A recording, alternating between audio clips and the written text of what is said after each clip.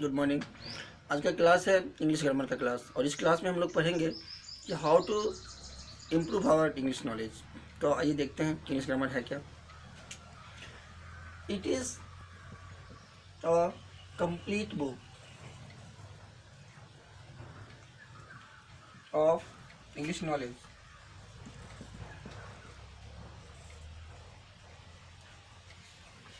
यह English knowledge की एक कंप्लीट बुक है। इसमें हम सीखते हैं how to read, write and speak correctly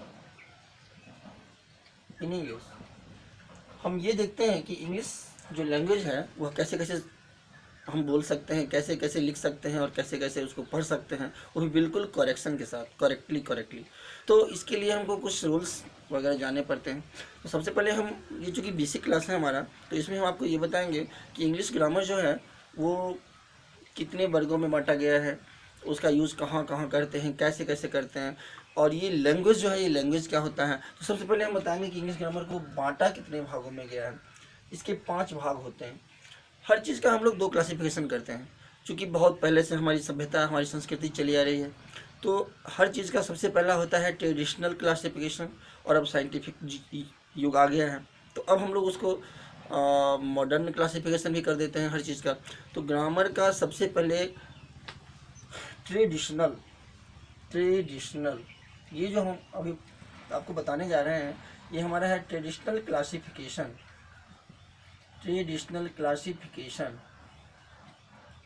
of English grammar. पहला है हमारा ऑर्थोग्राफी।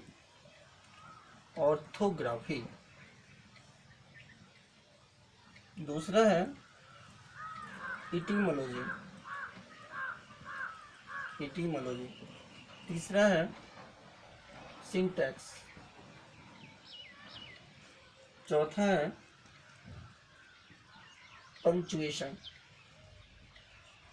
और 5वां है प्रोजोडी। ऑर्थोग्राफी जो है उसको कहते हैं वर्ण विचार, एक कंप्लीट स्टडी अबाउट लेटर्स, अक्षर जिसको कहते हैं वर्ण विचार। ये इटिमोलॉजी शब्द विचार, ये सिंटैक्स वाक्य विचार, पंक्चुएशन चिन्ह विचार,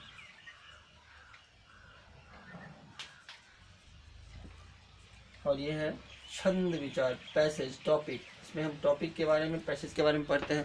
कंप्लीट इंग्लिश नॉलेज हमारा गेन हो जाता है, क्योंकि सबसे पहले हम अक्षर पढ़ते हैं, फिर वर्ड बनाना पढ़ते हैं, फिर सेंटेंस बनाना पड़ता है, फिर मार्क्स लगाना सीखते हैं, और फिर लंबा स्टोरी लिखना, पढ़ना, समझाना, समझना, सब कुछ सीख जाते हैं। और इस तरह से हमारा इंग्लिश बिल्कुल कंप्लीट हो जाता है।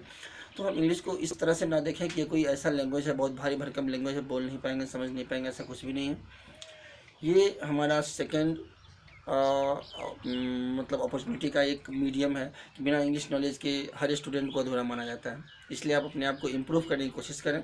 इस लॉकडाउन के पीरियड में मैंने इस वीडियो को इस तरह से बनाने की कोशिश की है कि हर स्टूडेंट आराम से इसको समझे, इसको याद रखे और हमेशा उसके यूज़ में आता रहेगा, क्योंकि बाद में फिर आपका सिलेबस खुल जाएगा, स्कूल खुल जाएगा, तो पढ़ने का मौका नहीं मिल पाएगा ठीक से। तो ये हमारा जो है ग्रामर का ये क्लासिफिकेशन है, ट्रेडिशनल क्लासिफिकेशन है, ठीक है। अब जब इसको हम पढ़ लेंगे तो बाद में अगले वीडियो में आपको हम बताएंगे फिर मॉडर्न क्लासिफिकेशन में क्या क्या किया गया है। तो सबसे पहले ये देखते हैं कि इसमें हमारा पहला टॉपिक जो है वो क्या है, वर्ण विचार है।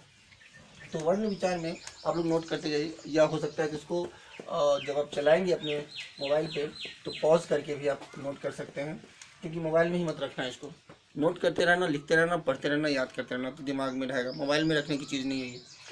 वर्ण विचार, इसमें सबसे पहले पढ़ा जाता है अबाउट टू लेटर। तो लेटर क्या होता है? लेटर जो होता है ए साउंड ऑफ स्पोकन, बोली जाने वाली ध्वनि।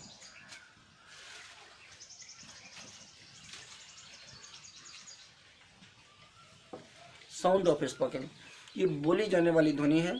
जब कुछ भी हम बोलते हैं, मुंह से उच्चारण निकालते हैं, छोटा बच्चा जन्म लेता है वो भी कुछ आवाज़ निकालता है, रोने की आवाज़ निकालता है, तो हमें कुछ ना कुछ जो सुनाई पड़ता है फर्स्ट साउंड, उसी को हम अक्षर कहते हैं जब लिखते हैं तो लिपि में, जब उसको हम स्क्रिप्ट में लाते हैं, लिखने में लाते हैं, तो वही अक्षर बन जाता है।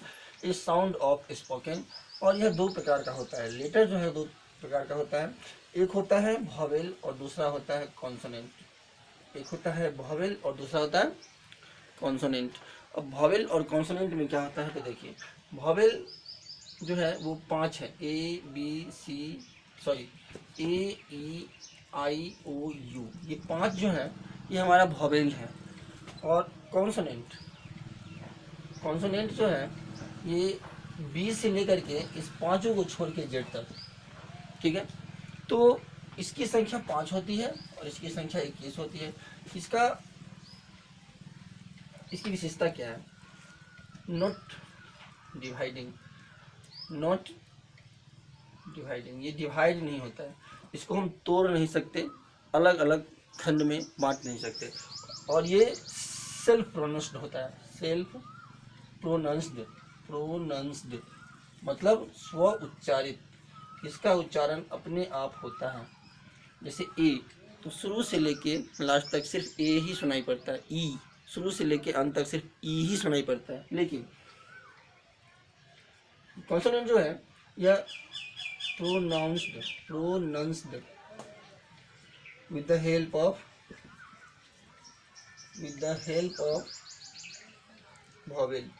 ये vowel के हेल्प से ही इसका उच्चारण किया जाता है। इसको बोलते हैं स्वर वर्ण, vowel को बोला जाता है स्वर वर्ण, और इसको बोला जाता है व्यंजन वर्ण, व्यंजन वर्ण। ये व्यंजन वर्ण जो है यह स्वर वर्ण की सहायता से ही बोली जा सकती है।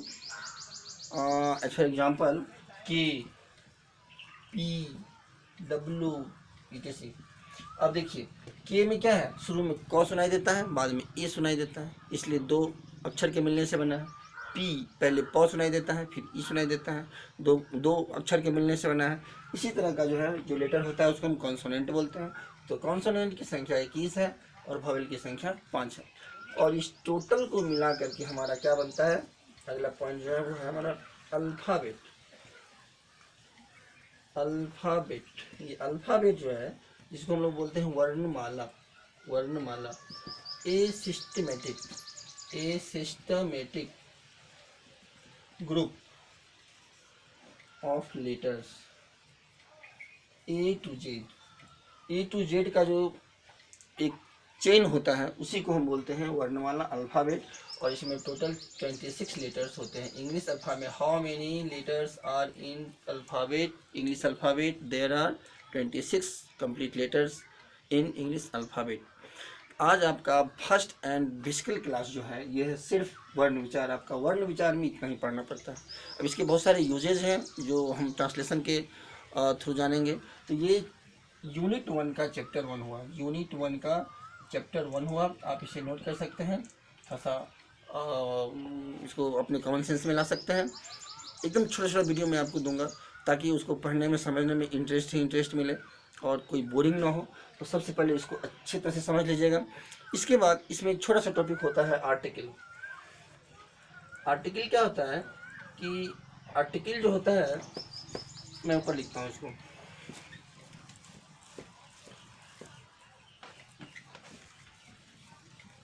आर्टिकल क्या होता है, देखिए आर्टिकल जो है डिटरमाइनिंग टॉपिक है। ए, एन और द, ये 3 वर्ड को हम आर्टिकल बोलते हैं। इसमें क्या होता है कि ए ये लगता है कॉन्सोनेंट, कॉन्सोनेंट के पहले, एन लगता है वॉवेल के पहले, और दी लगता है किसी स्पेशल नाम के पहले, स्पेशल टर्म के पहले। लेकिन अब इसमें थोड़ी सी चीज़ देखने वाली है, मैं इसे साफ कर देता हूँ, अब बाद में वीडियो से देख लेंगे आगे। अब देखिए क्या होता है कि ए, एन और द, तो इसमें ए जो है वो क्या है और एन क्या है। तो जैसे कि कॉन्सोनेंट के पहले, तो या तो पहला वर्ड, या तो वर्ड का पहला लेटर कॉन्सोनेंट हो, या उसका उच्चारण कॉन्सोनेंट की तरह हो, कॉन्सोनेंट की तरह हो। जैसे जैसे देखिए कि यू अगर हम लिखते हैं, ये तो है वॉवेल, यू क्या है, वॉवेल है, लेकिन इसका उच्चारण होता है यौ। तो यौ क्या है, कॉन्सोनेंट है, कॉन्सोनेंट है। इसीलिए ए यूनिवर्सिटी, यूनिवर्सिटी अगर हम लिखेंगे तो यूनिवर्सिटी के पहले जो है ए का यूज हो जाएगा, वॉवेल होते हुए भी। यू वॉवेल है लेकिन उसका उच्चारण कॉन्सोनेंट की तरह हो रहा है, तो इसके पहले ए लगेगा। अब देखिए एल, जैसे मान लीजिए ऑनेस्ट बॉय, ऑनेस्ट बॉय, तो इसी तरह इसके वर्ड का पहला लेटर जो है वॉवेल हो या वॉवेल की तरह हो। अब इसका उच्चारण जो है ओ होता है, और ओ जो है वो वॉवेल है, इसीलिए क्या करेंगे हम, वॉवेल है इसीलिए इसके पहले जो है एन लगेगा। और उसके बाद जो है जितना भी यूनिवर्सल चीज़ है या जो स्पेशल चीज़ है उसके पहले जो है हम लगाते हैं द। तो ये आपका कंप्लीट हो गया, ए का यूज़, एन का यूज़ और द का यूज़, और ये सब लगता है लेटर, कॉन्सोनेंट और वॉवेल के अकॉर्डिंग टू। तो इस तरह से हमारा वर्ण विचार खत्म होता है। आज हमारा ये ऑर्थोग्राफी का टॉपिक खत्म होता है। इसको अच्छे से आप लोग पढ़ लेंगे। फिर एक्सरसाइज दिया जाएगा कि ए एन का यूज़ कैसे किया जाता है, कहाँ कहाँ किया जाता है, ए एन का यूज़ का अलग से